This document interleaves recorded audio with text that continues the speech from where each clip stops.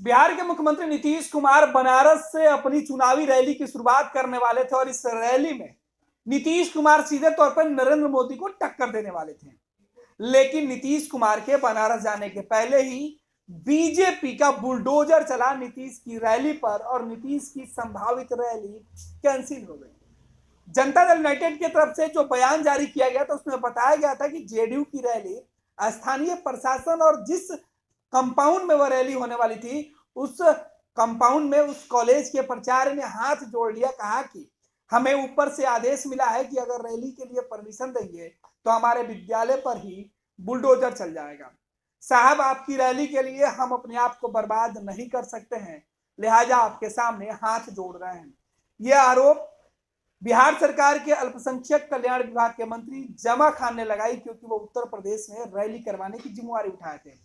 वहीं श्रवण कुमार जो उत्तर प्रदेश के प्रभारी हैं, उनका यह कहना था कि जेडीयू की रैली से बीजेपी घबराई हुई है, लिहाजा नीतीश कुमार के आने से पहले ही साजिश रची गई और उनके कार्यक्रम को रद्द किया गया। हमारे साथ नेहा जुड़ेगी, हमारी सहयोगी हैं, समझने की कोशिश करते हैं। नेहा, नीतीश कुमार का कद इस कदर बढ़ रहा है कि बीजेपी मैदान में जाने से पहले ही डर गई या साजिश कर रही है? देखिए, जमा खान का आरोप यही है कि बीजेपी बुलडोजर का डर दिखा रही है। योगी की जगह पर जा रहे हैं नीतीश कुमार, बनारस जा रहे हैं जो कि नरेंद्र मोदी का संसदीय क्षेत्र भी है।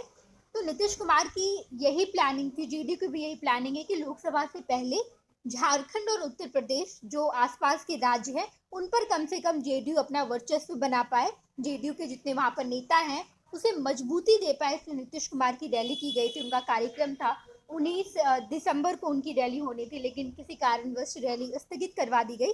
और जेडीयू की तरफ से ये आरोप लगाए जा रहे हैं कि बुलडोजर का डर दिखाया जा रहा है।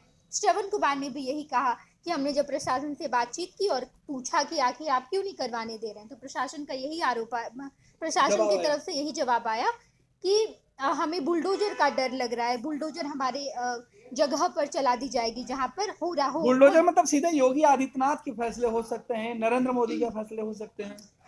जाहिर तौर पर गणेश, कहीं ना कहीं नरेंद्र मोदी और योगी आदित्यनाथ के डर से ही प्रशासन ने स्वीकार नहीं किया और रैली नीतीश कुमार को रद्द कर देनी पड़ी। हालांकि आज भी नीतीश के मंत्री का ये अशोक चौधरी का ये आया है बयान कि हम करेंगे रैली उत्तर प्रदेश में भी करेंगे और झारखंड में भी करेंगे, ताकि जेडीयू के जितने भी कार्यकर्ता हैं उन्हें मजबूती मिल सके और आने वाले 2024 के लोकसभा चुनाव के मद्देनजर तमाम जितने भी कार्यकर्ता हैं वो मजबूत होकर खड़े रहें और चुनाव लड़ें।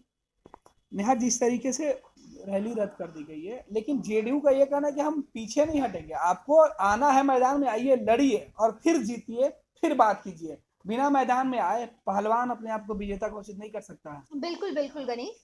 हालांकि बीजेपी की तरफ से ये कही जा रही है हम क्यों करेंगे। बिहार में जब जेडीयू 50,000 वोटर्स भी नहीं इकट्ठा कर पाएगी, 50,000 लोगों को भी नहीं बुला पाएगी अपने कार्यक्रम में, तो हम बनारस की क्या बात करेंगे। बनारस तो नरेंद्र मोदी का संसदीय क्षेत्र है, योगी आदित्यनाथ की जय जयकार से हमेशा गूंजता रहा है, तो वहां पर हमें डर ही नहीं है।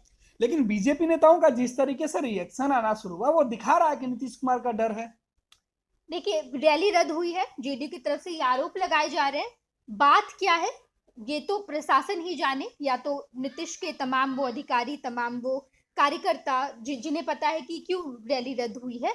लेकिन बीजेपी इस बात को सामने आकर रख रही है कि अगर हिम्मत है तो बिहार में आप कार्यक्रम करवा के दिखाइए। देखिए, बनारस जाने की बात हुई और पटना से लेकर दिल्ली तक बीजेपी नेताओं की बेचैनी बढ़ गई, सबके रिएक्शन सामने आने लगे, चाहे बीजेपी के सांसद हो या फिर बीजेपी के दूसरे मंत्री हो या बिहार बीजेपी के नेता, सब कह रहे थे कि नीतीश कुमार की ताकत बिहार में ही नहीं है, वो बनारस में क्या दिखाएंगे।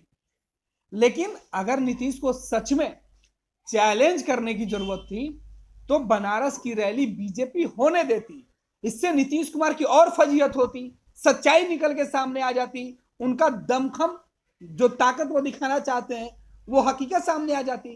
फिर रैली रद्द करने का मकसद क्या? जगह नहीं देने का मतलब, परमिशन नहीं देने का मतलब कहीं ना कहीं भय का वातावरण।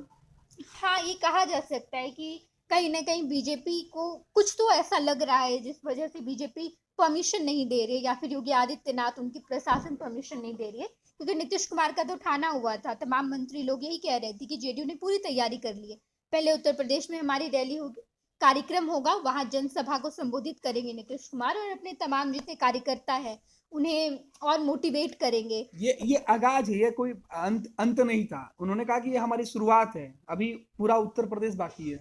बिल्कुल, नीतीश कुमार की रैली तो होनी ही है, ये शुरुआत नीतीश कुमार ने कर दी। खुद वो चुनाव प्रचार के लिए जाएंगे, झारखंड में भी जाना है उन्हें, तो कहीं ना कहीं 24 की तैयारी हर कोई कर रहा है। बहुत बहुत धन्यवाद नेहा। तो नीतीश कुमार ने साफ कर दिया कि आने वाले वक्त में मुश्किल बीजेपी के सामने चुनौती के तौर पर नीतीश दिखेंगे, और यही वजह है कि बीजेपी के अंदर बेचैनी है। बिहार से लेकर दिल्ली तक नीतीश कुमार की रैली के चर्चा खूब हुए। भले रैली हुई या नहीं हुई, लेकिन नीतीश कुमार ने जो मैसेज बीजेपी को देना था वो दे दिया। और अब जेडीयू का यह कहना है कि हमने तो बस शुरुआत किया है, एक रैली के लिए परमिशन नहीं मिला तो क्या हुआ, आगे हमारी कोशिश जारी रहेगी और उत्तर प्रदेश के कई जगहों पर हम चुनाव प्रचार की शुरुआत करेंगे। उत्तर प्रदेश के अलावा अभी झारखंड में हमारा पूरा जो प्रोग्राम सेट है उस कार्यक्रम में हम जा रहे हैं, और वहीं से यूपी की अगली बार चढ़ाई करेंगे, और इस बार देखते हैं कि कौन रोकता है। क्या आप अपने माता पिता बनने का इंतजार कर रहे हैं? ओएसएस फर्टिलिटी ने लगभग 90,000 जोड़ों के जीवन में खुशियां भर दी हैं। आज ही 8929755101 पर कॉल करें। ओएसएस फर्टिलिटी के कम लागत वाले आईवीएफ उपचार की सहायता से अपना सपना पूरा करें और सभी को खुशखबरी दें। पैनोरमा ग्रुप, जो सोचता है वो करता है। ये लो मुंह मीठा करो, आज मैंने अपना जॉब छोड़ दिया, अब हम पूर्णिया वापस जाएंगे। जॉब छोड़ दिया है? मतलब ये घर कैसे चलेगा? हम करेंगे क्या? और माँ बाबूजी क्या बोलेंगे? इसलिए मैं एक और मिठाई का डब्बा लाया। अपने बिजनेस के लिए लोन अप्रूव हो गया। अरे लोन अप्रूव हो गया वो तो ठीक है, लेकिन पूर्णिया में हम रहेंगे कहाँ? अपना घर भी तो नहीं है वहाँ। इसलिए तो एक और मिठाई का डब्बा अलग से लाया हूँ। हमने पूर्णिया में घर ले लिया है, पूर्णिया के ई होम्स पैनोरमा में। पूर्णिया में पैनोरमा ग्रुप लेकर आए हैं ई होम्स पैनोरमा। बड़ा घर, आलीशान जिंदगी और अत्याधुनिक सुविधाओं के संग। अरे अरे, अब क्यों मुंह मीठा करवा रही हो? क्योंकि हम घर वापसी जो कर रहे हैं। घर वापसी की खुशी पूर्णिया में ई होम्स पैनोरमा के संग।